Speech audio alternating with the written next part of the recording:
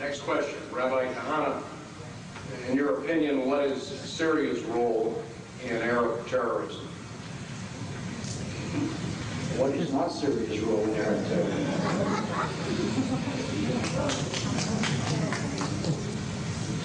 There would be no Arab terror coming out of Syria or of Lebanon unless the Syrians allow it. The car bomb, the car loaded with explosives that smashed into the compound that killed the Marines in Lebanon.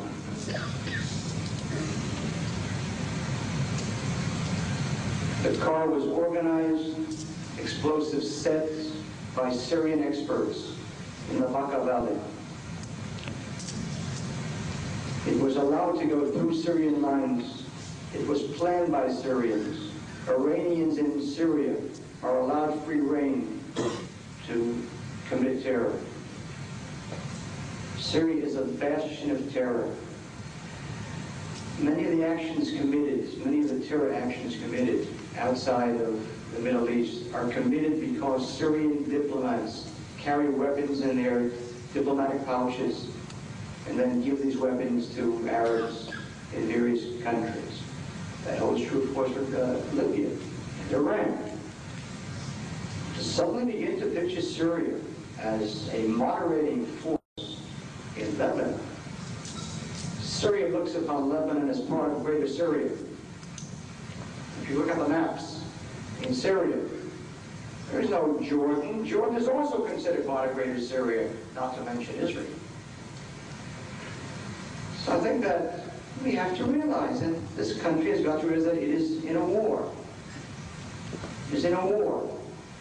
We don't bomb, and I'm not calling for bombing of people because of the isolated actions of a few people. I'm calling for attacks upon countries that actively encourage, support, train, and plan Arab terror using the Palestinians.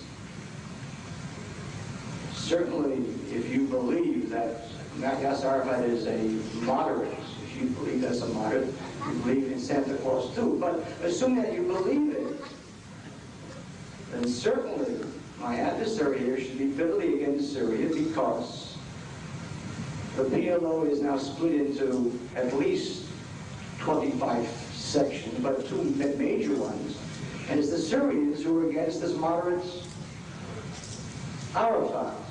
Syria is a dangerous country, supported by the Soviets, armed to the teeth by the Soviets. A danger to this country, a danger to America. It is not a Soviet satellite, but it certainly marches with the Russians against American interests. Syria is one of the three major bastions of Arab terror: Libya, Iran, and Syria. And if this country won't recognize that it is in a war, and it should behave in an appropriate manner, then I want to tell you again that terror was spread to this country.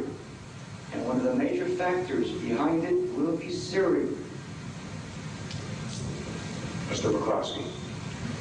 I don't think Syria is a threat to Israel, let alone a threat to the United States. The last time that there was any Israel combat with Syria, as I recall, they destroyed something like 101 Syrian aircraft and lost one Israeli aircraft. The same ratio to some extent existed with tanks. Damascus sits within, as I recall, 70 miles of the Israeli border, and everybody over in that part of the world concedes they could destroy Damascus in about 10 minutes with the Israeli weapons, not using the atomic weapons that Israel has, that Rabbi Kahane has referred to.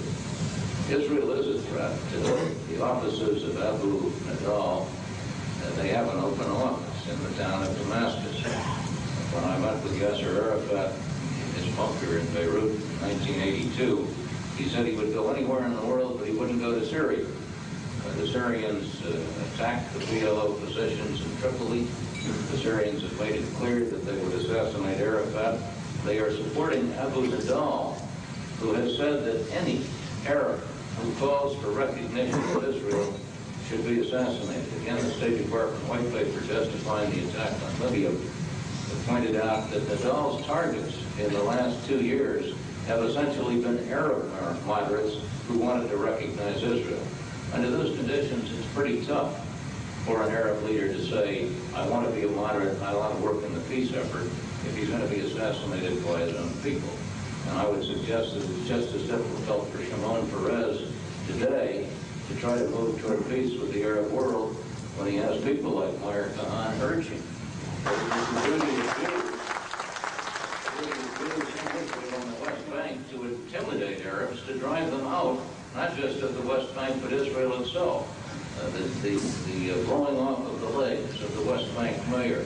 Was that your group, Meir Kahane? Was that the Koch party that took the support and supported the Jewish settlers in their violence against the Arabs who lived on the West Bank today? If so, I would submit that that is just as dangerous to the peace process as Abu Nadal, who was back from Syria.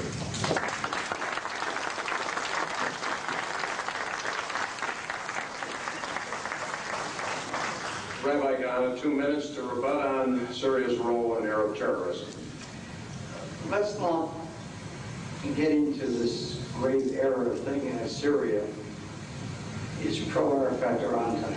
In the Arab world, yesterday's friends are today's enemies. King Hussein of Black September fame,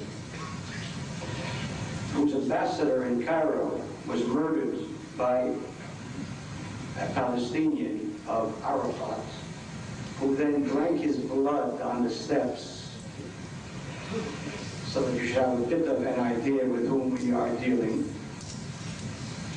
Today he is friendly.